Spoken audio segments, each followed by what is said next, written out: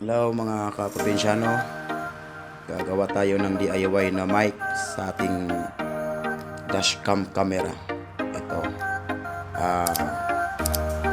Supremo Type EIS po ito. Bali, binili ko to, walang kasamang mic. Kaya gagawa tayo ngayon ng DIY na mic para sa dashcam natin. Bali, ang ihahanda ho natin ito, cord cable type C ng charger. So, hindi natin puputulin to kasi sayang naman, nagagamit pa to. Meron na akong pinutol nito guys. Ito siya. Ayan. Ito pala ang kanyang linya. Ayan. May mga kaparehas din ito na dalawa lang siya. Parehas puti. Ito pula at itim. Tapos kasi DIY naman to, ang gagawin pa natin ay ito. Ayan. Headset. Ayan. Mga kaprobinsyano, okay tong headset, pinutol ko lang.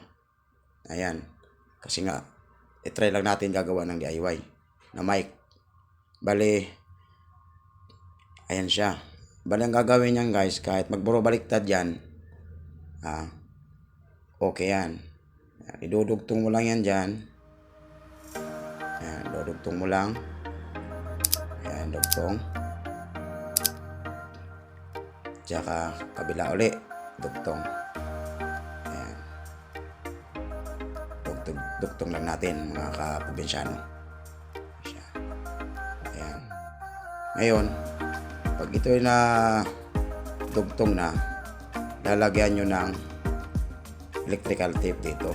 O kaya naman, kung mayroon naman kayong soldering iron, pwede yan. Pwedeng idikit.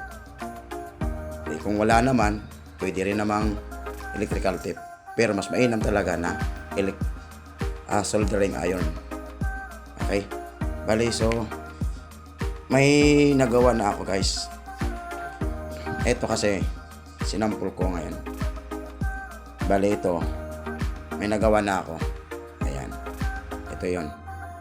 Wala akong soldering iron, electrical tape ang ginamit ko. Ayan. Ito yung karugtong yan, mga kaprobinsyano. Ayan, headset yan.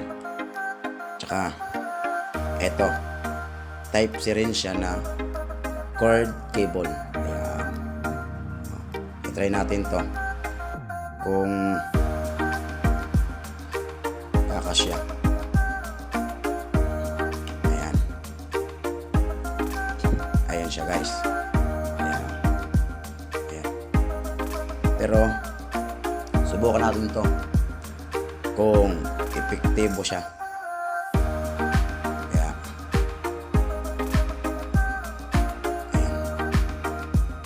Update ko na lang kayo guys sa aking videos sa DIY kong mic. Ayan. So, hanggang doon lang guys. Maraming salamat. At huwag niyong kakalimutan na mag-like, mag-subscribe, at pinutin ang notification bell para updated kayo sa susunod na aking videos.